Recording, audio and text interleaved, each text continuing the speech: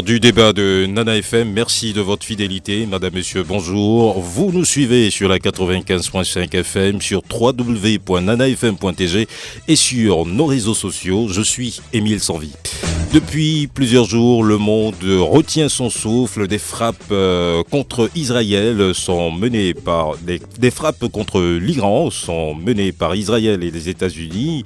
Et cette situation ravive donc les tensions au Moyen-Orient. Au cœur de la crise, le détroit d'Ormuz, passage stratégique par lequel transite près de 20% du pétrole mondial, aujourd'hui fermé à la navigation. Alors, quelles conséquences pour l'Afrique faut-il craindre une flambée des prix? Sommes-nous face au risque d'une troisième guerre mondiale? Pour en parler, nous avons en ligne ce matin le professeur Junior Joseph Kodjo, professeur agrégé de droit public, spécialiste du droit international. Professeur, bonjour. Oui, bonjour, monsieur Sanvi. Et merci d'être avec nous au téléphone. Non, je vous en prie.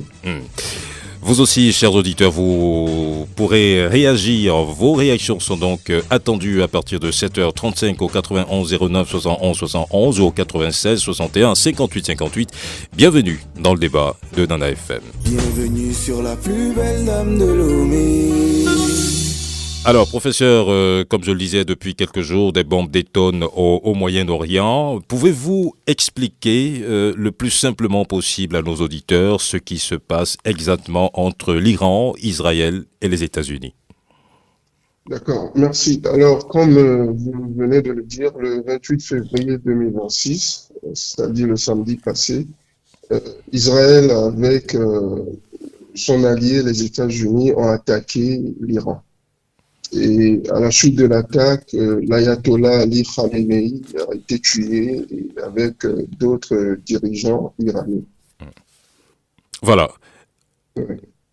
Oui, allez-y. Oui, donc voilà, donc la guerre a été déclarée à l'Iran par Israël et les États-Unis. Donc voilà ce à quoi nous assistons depuis le 28 février 2026 passé. Voilà, en termes simples, pourquoi les États-Unis s'opposent à ce que l'Iran développe un programme nucléaire? Alors, c'est vrai que si on suit les médias israéliens, l'objectif défendu, c'est de renverser le régime iranien. Mais en réalité, on sait que depuis juin 2025, Israël et Iran s'étaient livrés une guerre de 12 jours et l'objectif pour Israël, c'était de détruire les installations du programme nucléaire iranien. Donc, éviter que l'Iran ne se dote de l'arme atomique. Et donc, c'est la chute de ce qui s'est passé en juin 2025 que nous sommes en train d'assister aujourd'hui. Donc, au fond, l'objectif de la guerre, c'est de désarmer l'Iran en termes de possession de l'arme nucléaire. Et donc, les États-Unis s'étaient aussi joints en 2025 à l'offensive d'Israël en attaquant 3 sites nucléaires iraniens. Donc, c'est la suite logique là, de cette attaque des installations du programme nucléaire israélien que nous sommes en train de voir aujourd'hui. Alors, qu'est-ce qu'il faut retenir concrètement? Quels sont les objectifs poursuivis aujourd'hui par Israël et les États-Unis dans cette offensive? Alors, les objectifs sont clairs, c'est d'empêcher l'Iran de se doter de l'arme nucléaire. Vous voyez, le but principal, c'est d'arrêter le programme nucléaire iranien considéré comme une menace existentielle pour Israël. Vous savez, l'un des pires ennemis de l'État d'Israël, c'est l'Iran.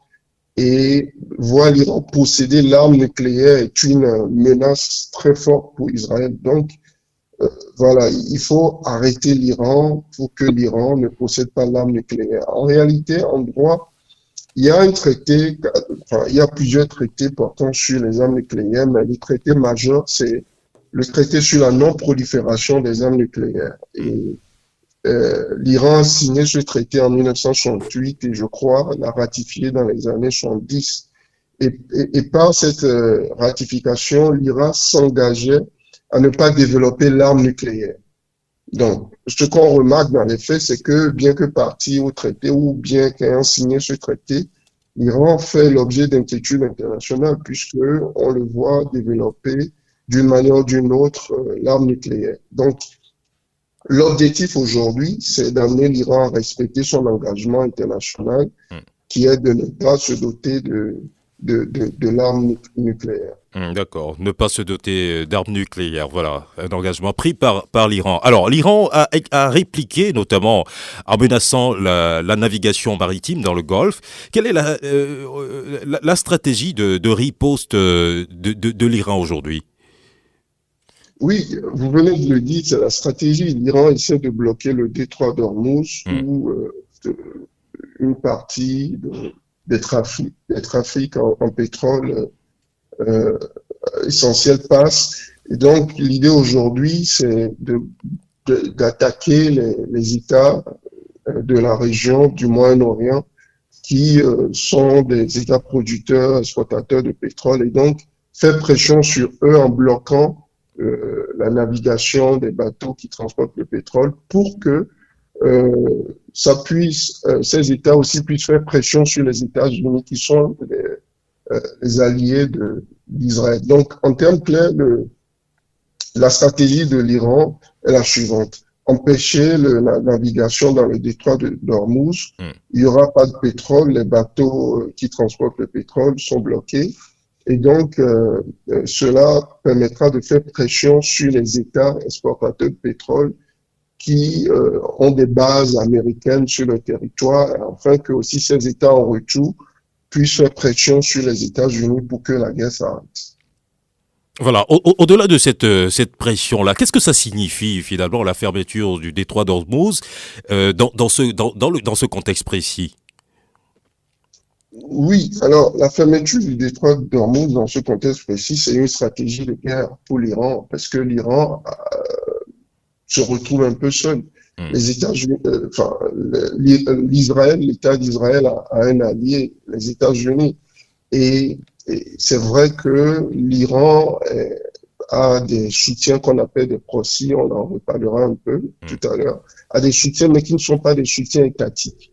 Donc, l'Iran a cette stratégie-là qui lui reste non seulement d'envoyer des missiles, mais aussi surtout de bloquer ou de faire une guerre commerciale ou économique, de bloquer le pétrole, afin que la pression que cela causera en termes de hausse de prix et tout puisse permettre à ces États-là de faire pression sur les États-Unis pour que la guerre s'arrête. Voilà. Aujourd'hui, beaucoup d'observateurs parlent d'un risque d'élargissement du conflit. Cette situation peut-elle dégénérer en conflit régional généralisé, selon vous?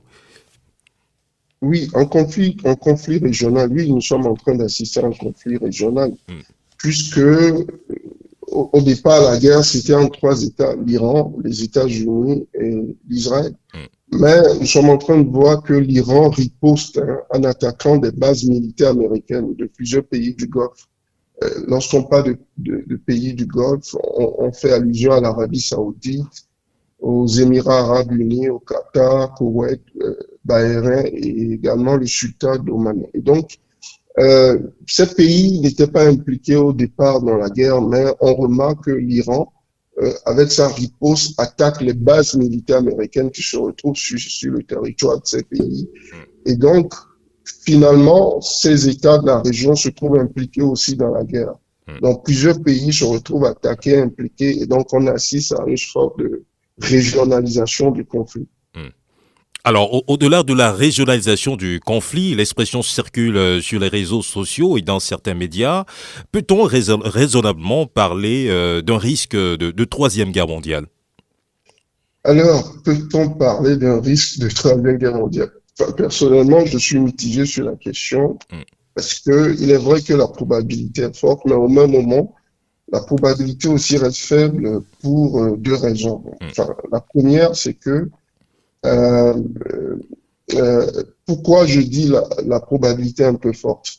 Comme je viens de le dire, le conflit est en train de se régionaliser. Ce n'est plus entre l'Iran, les États-Unis et Israël. Il y a d'autres pays qui sont attaqués, dont le territoire est menacé.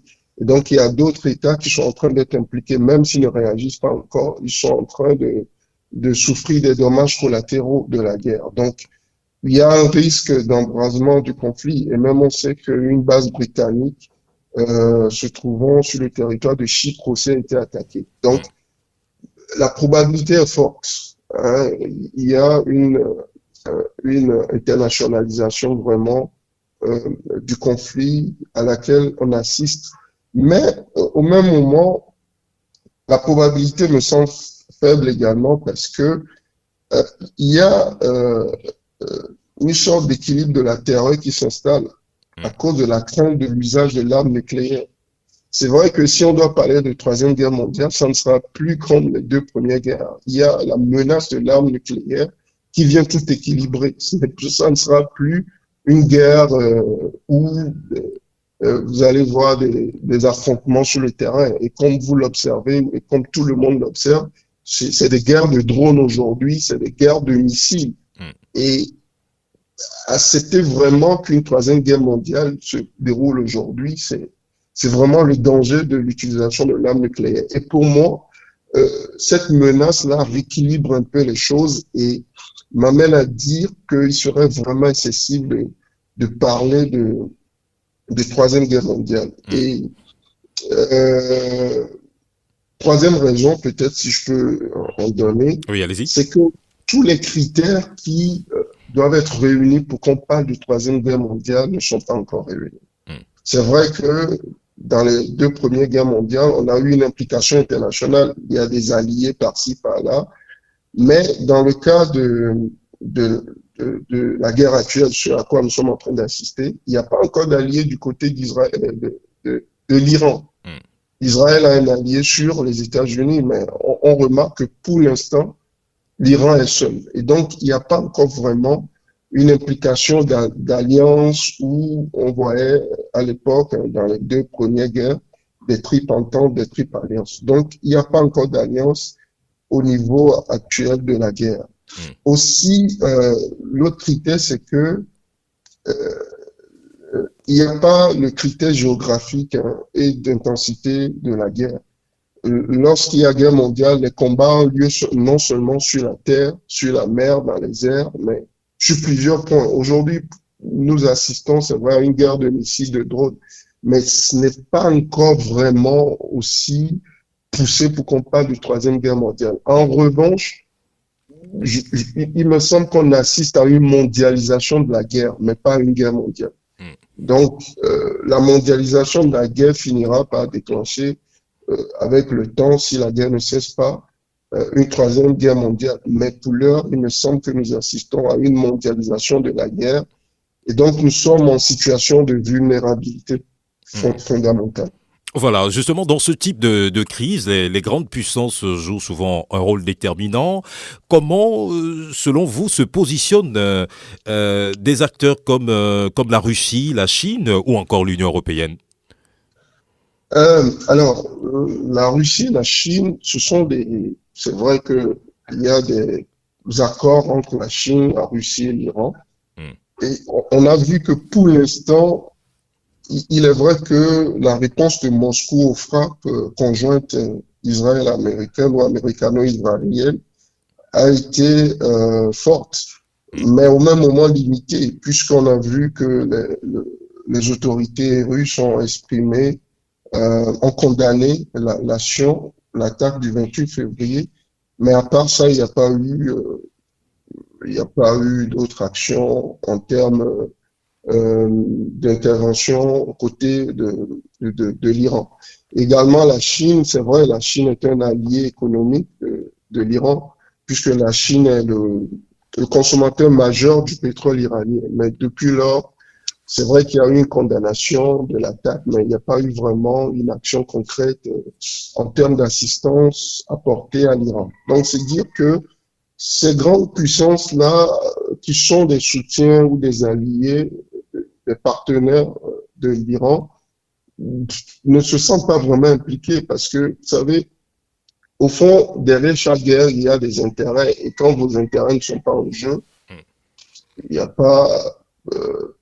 il faut pas s'impliquer lorsque les intérêts sont pas en jeu. C'est vrai. Donc, la Russie, la Chine, l'Union européenne ont condamné. L'Union européenne, justement, suite à l'attaque de la base britannique en Chypre par les missiles iraniens, a condamné l'attaque et a demandé aux États européens de prendre les dispositions. Donc, aujourd'hui, il y a une condamnation, certes, de l'attaque, puisque cela viole le droit international. En revanche, il n'y a pas un soutien en termes d'assistance militaire porté pour l'heure à l'Iran. Voilà.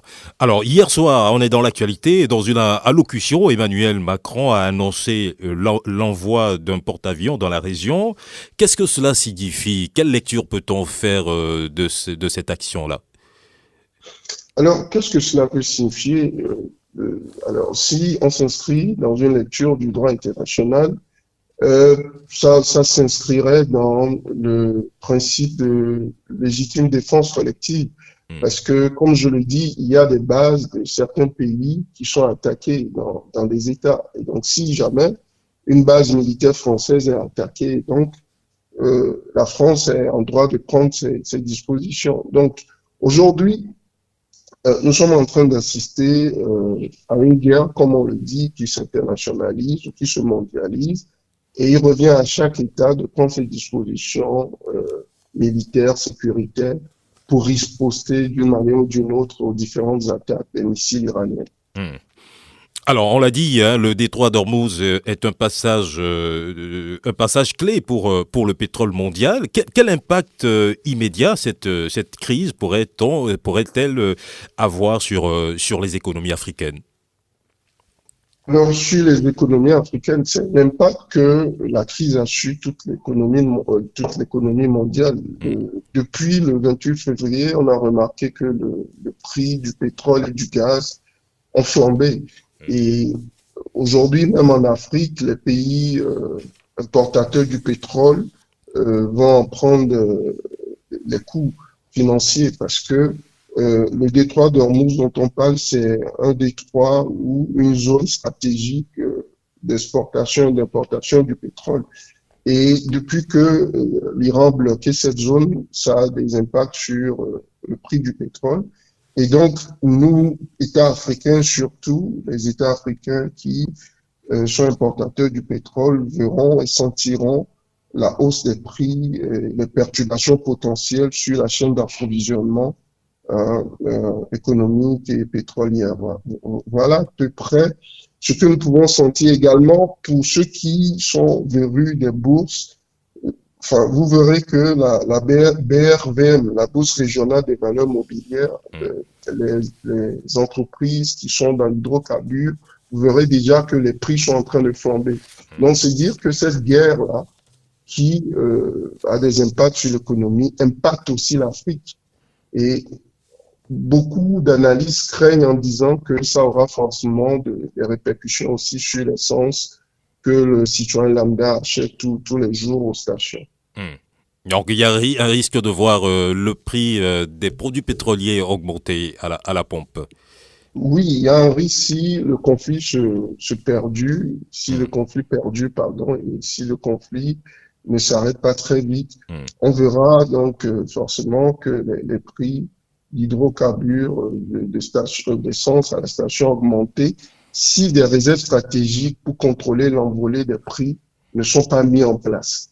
Donc, voilà le risque majeur que le citoyen lambda risque de sentir sur ses finances si jamais la guerre perdurait. Voilà, professeur, vous restez en ligne, nous allons nous tourner maintenant vers nos auditeurs. C'est le moment de vous donner la parole, chers auditeurs. Face aux tensions entre l'Iran, Israël et les États-Unis, pensez-vous que l'Afrique doit s'inquiéter? 91 09 71 71 96 61 58 58. Nous avons le premier auditeur, Nana FM. Allô, bonjour. Bonjour. Bonjour Pélé, bienvenue dans le débat. Merci. Je salue notre invité depuis l'extérieur. D'abord, avec cette frappe de l'Amérique, bon, la première question que je vais poser, par rapport à l'interdiction du développement du nucléaire, est-ce que c'est l'ONU qui a donné l'ordre à l'Amérique de contrôler les autres qui veulent développer le nucléaire?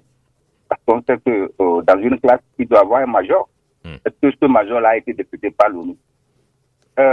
Deuxième préoccupation par rapport au thème même, quel impact sur l'Afrique? C'est là où nous disons que l'Afrique est un continent de consommation. C'est-à-dire, l'Afrique attend que les gens produisent et ils vont manger. Et si on parle du pétrole aujourd'hui, voilà, l'actualité au crime au Togo, entre le Togo et le Ghana, on parle du pétrole. Est-ce que le Ghana et le Togo développaient ce pétrole-là eux-mêmes? Est-ce qu'ils ne peuvent pas le faire la paix? Voilà ce qui veut dire que l'Afrique est un continent de consommation. C'est-à-dire on n'entend jamais l'Afrique se réunir et voir comment eux-mêmes ils vont développer, produire leur propre production et faire en sorte que l'Afrique soit l'Afrique, l'Europe soit l'Europe et les autres. Je pense que tout ce qui se passe aujourd'hui, si ça peut être une expérience encore pour l'Afrique de se développer elle-même, ce serait une bonne chose. Voilà. Mais ce sera tout, M. Pelé? Oui. D'accord. Ce que je peux dire encore, oui. Quand les gros maigrissent, les maigres meurent. Je pense que tout ce qui se passe là-bas, ça va tuer l'Afrique. Et c'est fini. Nous allons mourir. Comme nous ne voulons pas développer nous-mêmes, nous ne voulons pas produire, les chefs d'État sont là, de revenir et se protéger pour se tienner au pouvoir. C'est ça qui va arriver. Et donc, vous craignez qu'on subisse fortement l'impact de cette guerre-là? Mais, subir, ça ne provient pas de moi, mais c'est ce que produit même l'Afrique. C'est-à-dire, on ne se développe pas de nous-mêmes. Nous ne voulons pas travailler. Lorsque nous ne voulons pas travailler, quel résultat nous pouvons avoir? C'est ça. Parce qu'on attend ces gens-là, et est-ce que ça sera impact? Est-ce que ça sera impact? Oui, ça sera impact. Eux, ils vont vendre, non? Est-ce que D'accord. Ils vont vendre? Ils ne vont plus vendre. Merci, c'est bien compris, Monsieur Pelé. Bonne journée à vous. Nous avons un autre auditeur, Nana FM. Allô, bonjour. Oui, bonjour. Oui, bonjour Max, bienvenue dans le débat. Merci. Bonjour, professeur Junior Kodjo. Et bonjour aussi à la technique. Moi, je parle plutôt d'agression de l'Iran par les USA et Israël, cause arme nucléaire. Le professeur a dit que l'Iran avait signé le traité de ne pas développer l'arme nucléaire. Pourquoi seulement les 5 pays qui ont un droit de veto aux Nations Unies ont ce droit? Ces 5 pays, je les cite, les USA, l'Angleterre, la France, la Fédération de Russie et la Chine. Maintenant, comment se fait-il que l'Inde et la Corée du Nord ont pu développer cette technologie sans qu'on ait eu des agressions de la part de ces deux pays belliqueux? Parce que les USA et Israël, pour moi, c'est des États belliqueux. Deuxièmement, serait-il possible qu'un pays africain arrive un jour à développer l'arme nucléaire, vu que l'arme nucléaire est fabriquée grâce à l'uranium qu'on ne trouve ni dans les pays de l'Europe de l'Ouest, ni aux États-Unis. Mais nous voyons que ce minerai se trouve au moins à 50% en Afrique. Alors, ce sera ça, monsieur Max? Oui, c'est ça. Voilà. Merci beaucoup de votre intervention. Nous allons prendre une autre réaction. Nana FM, allô, bonjour. Bonjour, monsieur Savi. Bonjour, monsieur Gado, bienvenue dans le débat. Merci, bonjour à notre invité. Bon, vous savez, les États-Unis ne respectent pas l'ONU. Ils ont attaqué l'Irak sans l'accord de l'ONU. Venezuela, Iran, etc. Est-ce que c'est normal? Mais pourtant, ils disent que l'Afrique, c'est des pays voyous. Mais eux-mêmes sont des pays voyous, les États-Unis. Moi, je l'ai toujours dit, il y a 3 mauvais pays sataniques dans le monde. Les États-Unis, Israël et la France. Où est-ce qu'il se passe maintenant? L'Israël a l'arme atomique. Mais pourquoi on refuse à l'Iran? Oui. Pourquoi on refuse à l'Iran? Israël, ça, on le cache. Moi, mon souhait, je veux que Trump aille attaquer le tonton du Nord, là, le cours, là, pour qu'on lui donne une belle leçon. Secondo, un exemple, dans la Bible, il y a Jésus. Dans le Coran, on reconnaît Jésus. Mais moi, je souhaiterais qu'on aille ramasser le reste de Jésus pour aller enterrer respectueusement en Iran. C'est mieux, merci. Merci, bonne journée à vous, monsieur Gado. Notre auditeur, Nana FM, allô, bonjour. Oui, bonjour, monsieur Sanvi. Bonjour, monsieur Michel, bienvenue dans le débat. Merci. Bonjour à notre invité. Je crois que, en écoutant notre invité, ce sont les raisons immédiates que ces gens-là avancent pour s'attaquer à l'Iran. L'Israël n'a pas l'arme nucléaire. Est-ce que tous les pays qui ont l'arme nucléaire, là, ils s'amusent avec cette arme? Ils savent d'abord ce que cette arme peut faire chez eux s'il y a un petit souci. Le dégât que cela peut causer. Quand vous envoyez une ogive nucléaire sur une terre, ça risque d'aller jusqu'à près de 100 km. Et donc, on ne peut pas s'amuser avec. Et si on ne peut pas s'amuser avec, c'est parce que les gens ont compris tout simplement que c'est une arme de dissuasion. C'est parce que c'est ce que l'Iran a compris. Mais en réalité, ce qui se cache sous cette histoire-là, c'est l'hégémonie comment on l'appelle, de l'Israël de vouloir s'étendre. C'est ça qui est sous ça. Et l'Iran a compris le jeu. Est-ce que les Gazaouis, les gens de Gaza aussi ont l'arme nucléaire? Avant que l'Israël est en train de les bombarder, de casser les maisons, de détruire tout, de raser tout? Non, soyons honnêtes. On n'est plus bête dans ce monde actuel. Pourquoi à l'ONU, il y a certains qui ont le droit de veto et d'autres non? C'est parce que si vous avez l'arme nucléaire, vous êtes plus respecté. Mais c'est comme ça, que les gens ne nous flouent pas. L'Israël... Alors monsieur Michel, ouais. Selon vous, quelles dispositions les dirigeants africains doivent-ils prendre pour se prémunir contre les effets pervers de cette guerre, surtout sur le plan économique? Les pays africains n'existent pas sur la carte mondiale. Économiquement, ils n'existent pas. Mais nous subissons tout de même la guerre, n'est-ce pas? Oui. Nous subissons tout de même la guerre. Mais justement, on va subir, c'est parce que nous n'existons pas. On annonce très prochainement, on annonce très prochainement, si la guerre perdure, l'augmentation des produits pétroliers. Mais c'est ce que je vous dis. On n'existe pas économiquement, puisqu'on ne fait pas l'effort d'exister économiquement. Si nos dirigeants arrivent au pouvoir, c'est comment faire pour végéter au pouvoir. C'est comment faire pour ramasser. Quand on met quelqu'un quelque part, c'est pour amasser de l'argent pour lui et sa famille. Et ils oublient que les sociétés sont des chaînes. Ce qu'il y a lieu, c'est que nous n'existons pas économiquement. Et on va subir de plein fouet les conséquences. Si cette guerre diminue, on va subir ça. Ça dit qu'il n'y a rien à dire. Merci et bonne journée. Parce que ça dit, je ne sais pas quoi. Ça dit, on n'existe pas économiquement. On n'est que consommateurs. Et les gens nous envoient. Ceux qui vous envoient, lorsqu'ils ne peuvent plus vous envoyer, vous ferez quoi? Voilà. C'est ça. On refuse de réfléchir. On est tarés, les Africains. Merci, Michel. Pas d'injure, en tout cas. On va prendre le dernier auditeur. Nana FM, allô, bonjour. Bonjour, monsieur Norbert. Bonjour à notre cher invité. Bonjour, c'est qui? C'est monsieur? C'est Waris. Waris, moi c'est Émile. Voilà, merci beaucoup, autant pour moi. Je vous appelle Dazan. Dazan, allez-y. Voilà. Bon, et vous voyez, l'Israël surtout se comporte comme un État foyou et comment dirais-je, terroriste. Il faut le dire, il faut appeler les choses par leur nom. C'est un État terroriste. Et c'est l'Israël qui porte la main des États-Unis, de Trump, de rentrer dans cette guerre. Vous voyez, ces deux messieurs n'ont même pas d'objectif, ce qu'ils font en Iran. Ils n'ont même pas d'objectif. Tantôt, ils disent que c'est comment dirais-je, c'est le nucléaire.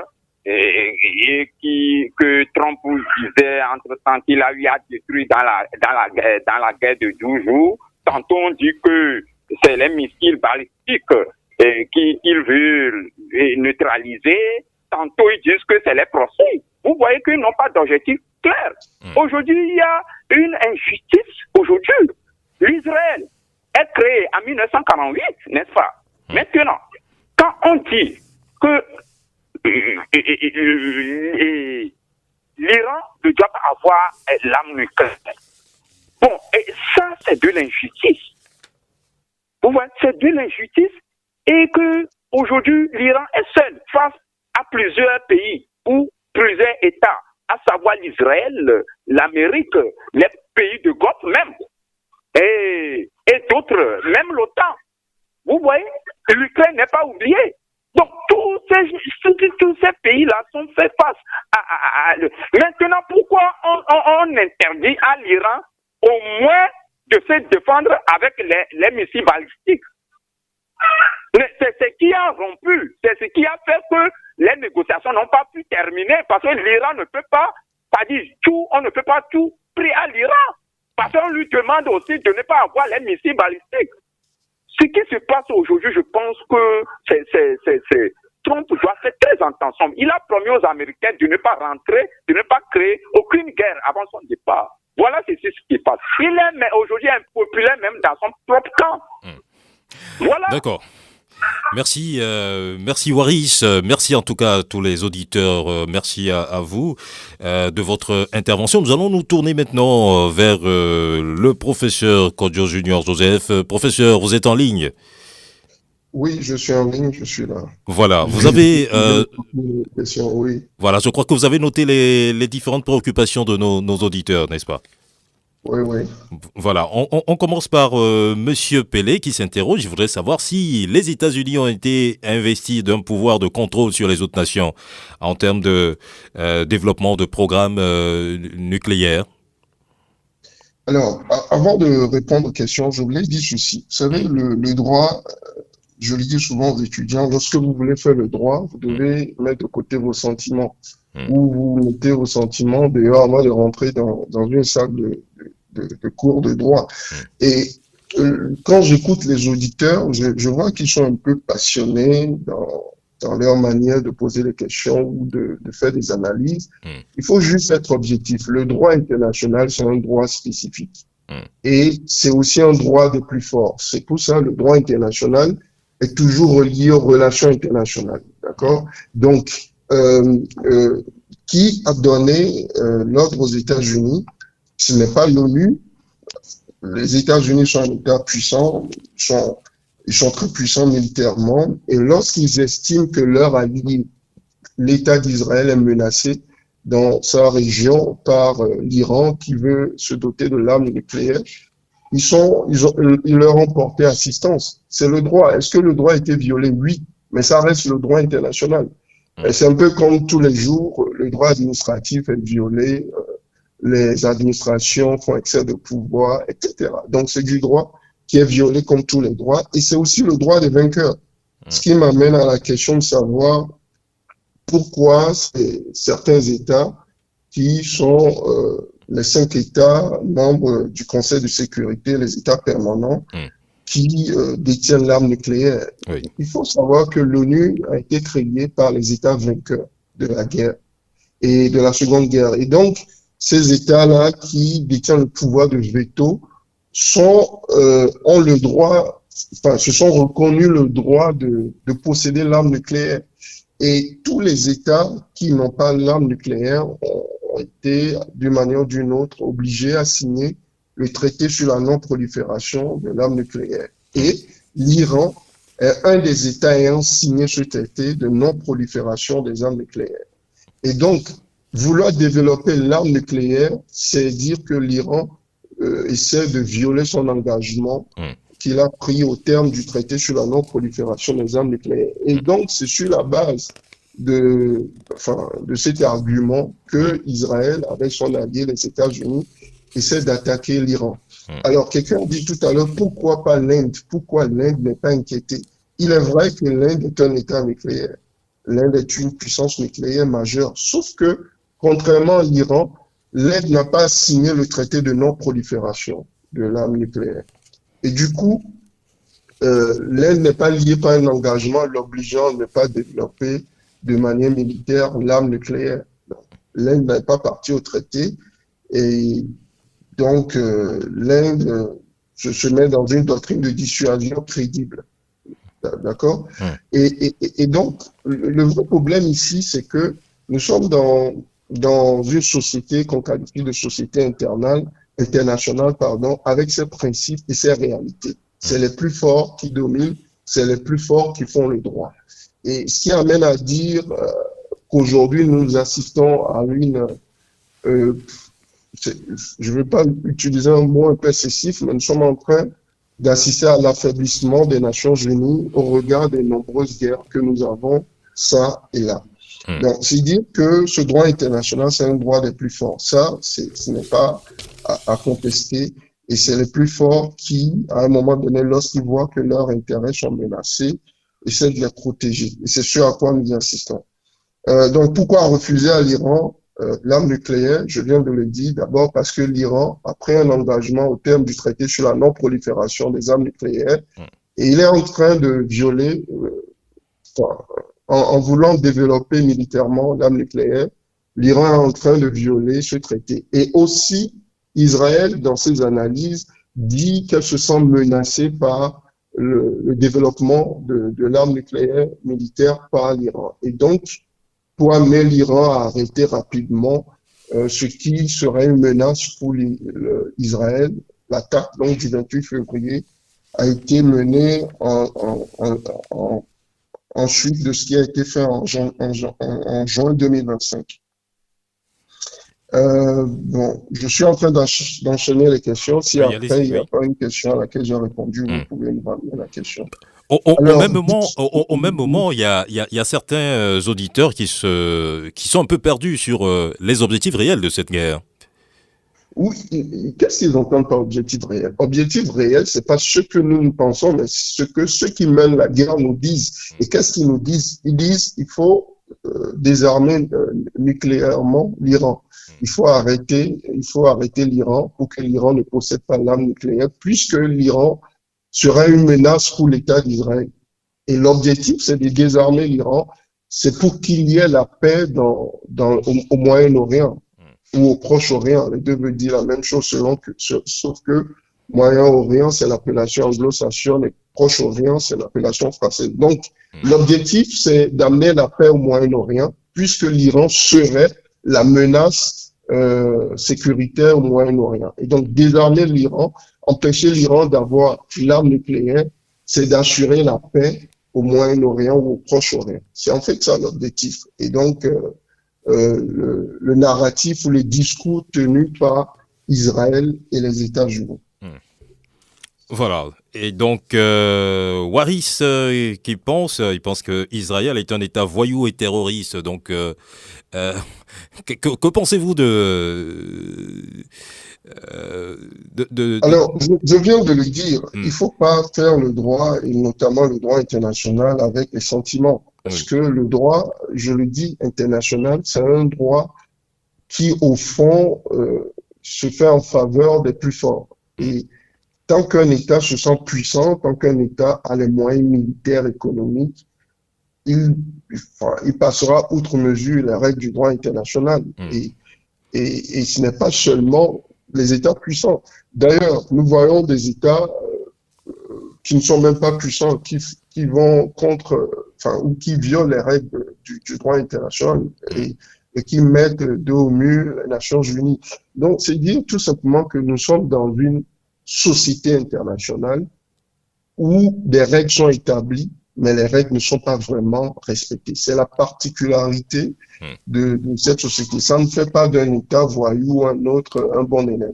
Voilà. C'est le droit international, c'est ainsi qu'il est fait. Si vous voulez vous imposer, devenez puissant, devenez fort militairement, sécuritairement, économiquement. Et donc, c'est ce qui fait la spécificité du droit international. Exactement. Voilà, donc on sait que de nombreux pays africains dépendent fortement des importations énergétiques. Y a-t-il quels sont les risques, les risques particuliers aujourd'hui pour nos États africains importateurs de pétrole et de gaz? Oui, les risques, on en a parlé, c'est la hausse des prix. Et comme moi je le dis, il faudra désormais que les stratégies soient mises en place pour vraiment contrôler la hausse des prix.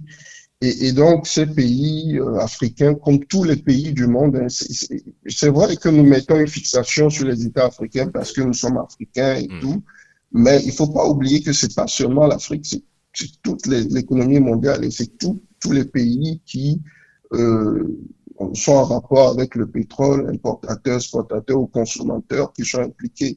Maintenant, nous sommes africains, donc parlons de nous. Il y aura des implications sur l'économie de ces États-là qui sont importateurs ou exportateurs du pétrole.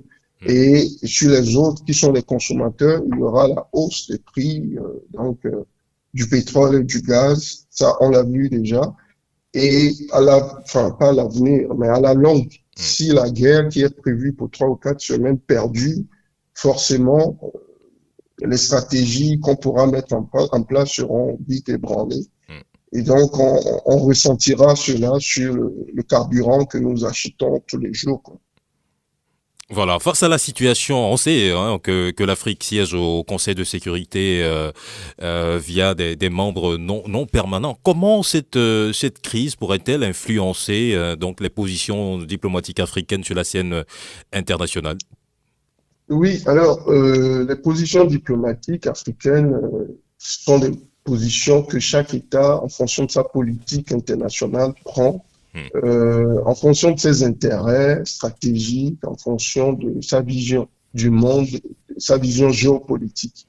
Et donc, ces États africains non permanents, aux États-Unis, qui siègent aux Nations Unies, prendront des positions diplomatiques qui arrangent leurs intérêts économiques, sécuritaires. Et quelqu'un disait tout à l'heure, quelles sont les dispositions que prennent les dirigeants africains? Les dirigeants africains, lorsqu'ils se retrouvent dans ces genres de situations, sont obligés de faire des alliances stratégiques, nouer des alliances avec des partenaires militaires, sécuritaires, pour se renforcer, pour se protéger. Si vous n'avez pas les moyens, la seule issue, c'est de faire des alliances. Et je crois que ces États qui siègent non permanents aux Nations Unies seront obligés chacun, en fonction de sa politique ou de l'orientation de sa politique internationale, en fonction de ses intérêts stratégiques, se positionnera de manière diplomatique. Alors, professeur, en 30 secondes, quel indicateur devons-nous observer pour savoir si la situation s'aggrave ou se stabilise? Alors, l'indicateur, c'est de se référer au discours des Nations Unies. Le président Donald Trump a dit dans l'un de ses discours que la guerre ne doit pas dépasser 3 à 4 semaines. Et donc, si après les 3 et 4 semaines, qu'on voit que la guerre perdue et que les choses s'enlisent, alors c'est l'indicateur pour nous que nous sommes en train d'aller vers une guerre qui va durer peut-être comme ce que nous voyons aujourd'hui entre la Russie et l'Ukraine. Voilà. Donc, peut-être prier les dieux ou Dieu pour les uns, pour moi c'est Dieu, donc prier Dieu pour que nous assistions pas à une escalade du conflit. Voilà. Et nous arrivons ici au terme de ce débat. Merci à vous, professeur Junior Kodjo Joseph, Kodjo, pour vos éclairages. Vous êtes professeur agrégé de droit public, spécialiste du droit international. Merci également à vous, chers auditeurs, pour vos réactions et votre fidélité. Je suis Émile Sanvi. Nana FM 95.5